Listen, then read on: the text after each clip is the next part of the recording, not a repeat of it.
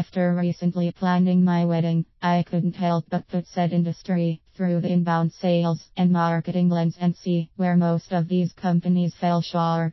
After all, some of these purchases do have some similarities to B2B complex sales. Higher price points than consumers are used to for everyday purchases, longer sales cycles than say buying groceries, holiday travel, or a new smartphone. Multiple stakeholders or decision makers have to give their blessing. Hopefully only two, but not uncommon to have more if parents get involved or legal if finance. As such, we dissected our buying experience with photographers, musicians, venues, coordinators, staffing agencies, and many other vendors through the lead generation and funnel optimization lens to see where best practices were not being used. Let's be strangers to webpage visitors. Like B2B sales, most wedding purchases are researched online prior to contacting a vendor, so if your company is not found, you won't even be considered. Be found. Many vendors do other things besides weddings, however, when pairing up location plus service in a keyword search, i.e. Seattle plus photographer, the searches including the word wedding tended to be top 5 in volume, i.e. Seattle wedding photographer. A few companies did have special sections of their site dedicated to wedding services and therefore ranked higher in organic searches, however, this was the exception. Since till 60% of the clicks come from the top 3 results, being found means getting to the top 3 in search results. Use paid advertising selectively. Wedding vendor. How much revenue are you really generating from ads in printed magazines and newspapers? How much revenue are you generating from the very expensive wedding fairs and trade shows? If it's not much, or you are questioning your ROI return on investment, it may be worth cutting a small part of your marketing budget to try other channels like Google AdWords. It does need some research and time to set up appropriately, but can yield a better ROI than some of your other investments. And yes, advertising is an investment, and every dollar spent should be held accountable. Literally. For B2B businesses, do you know the ROI of each of your marketing channels? If not, you are likely overspending in some and underspending in others. A simple change in budget mix could yield exponential results. Leverage third-party sites. For any industry, there are authority publications that increase your credibility. Showing up on their sites will definitely boost your visits with higher quality leads and help you with organic rankings. Therefore, I was surprised to see that many of these companies were not showing up on Wedding Wire, The Knot, or others. Visitors to leads inquiries.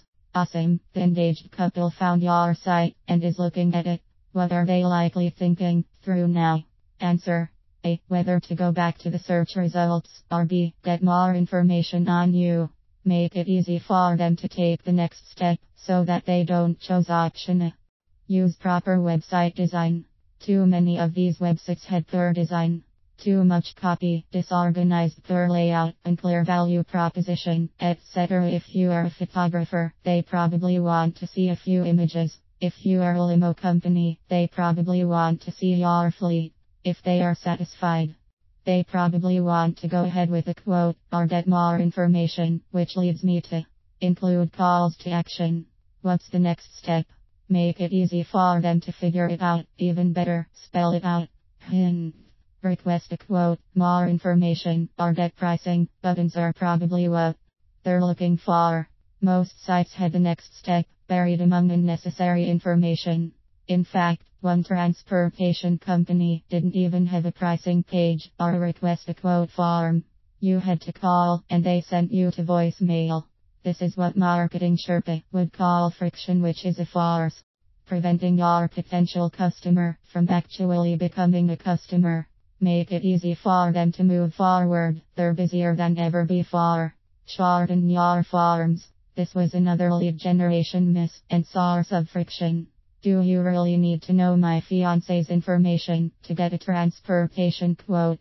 Think really hard about what kind of information you really need to take your visitor to the next step. Take a break, think again, and make the list shorter. This happens often in traditional B2B, as well as companies are asking for industry, job role, mailing address, and many other things just shy of blood type before giving access to a 2-page white paper. There's a clear imbalance in this non-monetary transaction. Leads to customers. You now have the leads information. This means your company has been shortlisted. However, there are still a few steps before earning their business. Respond quickly. One of the most overlooked gaps that companies have is that they take too long to respond. Partly because they don't know what is too long, and partly because internal processes don't allow them to be quicker. What is too long? Weeks is unacceptable, days is wasting your resources, and hours could mean that the prospect is back to other priorities, besides booking your services. Dr. Oldroyd from Kellogg is quoted in this Forbes article, saying that the odds of contacting a lead, if called in 5 minutes, are 100 times higher versus 30 minutes. Our wedding vendor experience varied dramatically. On one end, a shuttle bus company responded within 10 minutes during the weekend. On the opposite end, a staffing company took 3 weeks to respond. Yes, I sent them the Forbes article. Call with persistence. Even if you are responding quickly, you will not get 100% of the leads on the phone. Don't leave a message. Most likely, you are better off dialing a few times over multiple days until you get the prospect on the phone. Most of these companies left a voicemail, effectively leaving the work to make contact on the customer and moved on. The sales rep probably thought that their job was to call and check the box, not to close the sale.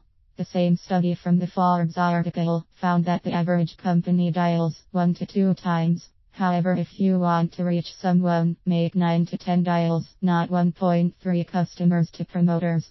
Now that you have a customer and have delivered the service, most companies think that their relationship ends there, but it shouldn't. Get reviews. They have become a critical variable that leads are using to decide which company to go with. Just like in B2B complex sales, the buyer has alternatives and will use other considerations other than price. In this case, other people's experience will be a key determinant. Therefore, after delivering your service, you should send a pre-written cookie-cutter email to your customers, inviting them to leave a review on Yelp or other industry-appropriate sites. For B2B businesses, think about how to turn your customers into advocates. There are interesting parallels between the wedding industry and the B2B complex sale. Most B2B companies I've worked with have had these same gaps across their funnel, from lead generation through deal making. With these 9 lessons learned, your company can also benefit and avoid some common pitfalls. Odds are your competitors are making some of these mistakes. Here's your chance to differentiate.